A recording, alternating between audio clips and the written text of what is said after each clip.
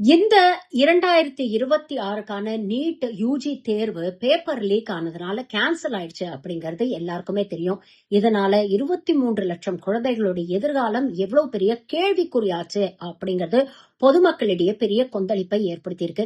இந்த சூழல்ல தான் ஒன்றிய அரசு 2 முக்கியமான தகவல்களை வெளியிட்டிருக்கிறது. அதாவது நீட் மறுதேர்வு வருகிற ஜூன் 21ஆம் தேதி நடக்கும் அப்படின்னு அதிகாரப்பூர்வ தகவல் வந்திருக்கு. அது மட்டும் இல்ல, அடுத்த கல்வியாண்டு முதல் ஆன்லைன்ல OMR ஷீட்ஸ்க்கு பதிலா நீட் தேர்வு ஆன்லைன்ல குறிப்பிட்ட மையங்கள் மூலமாக நடத்தப்படும். இது மூலமாக பேப்பர் லீக் ஆறத அவாய்ட் பண்ண போறோம் அப்படிங்கிற ஒரு உத்தரவாதத்தையும் ஒன்றிய கல்வித்துறை அமைச்சர் தர்மேந்திர பிரதான் கொடுத்திருக்கிறாரு. நீங்க எந்த ஒரு முறையில் நீட் தேர்வு நடத்தினாலும் அதுல ஏதாவது ஒரு லூப் ஹோல் கண்டுபிடிச்சு திருட்டுத்தனம் பண்ணணும்னு முடிவு பண்றவங்க பண்ணிக்கிட்டு தான் இருப்பாங்க.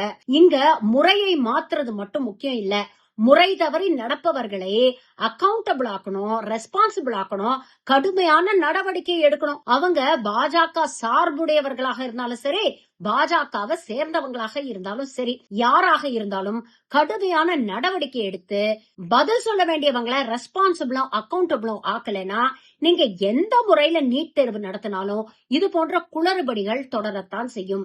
இதுக்கெல்லாம் ஒரு சிம்பிள் சொல்யூஷன், பழையபடி நீட் தேர்வை ரத்து பண்றது மட்டும்தான் ஒரே வழி. நான் சொல்ற கருத்துல எத்தனை பேர் உடன்படுறீங்க? உங்க கருத்தை பதிவு பண்ணுங்க.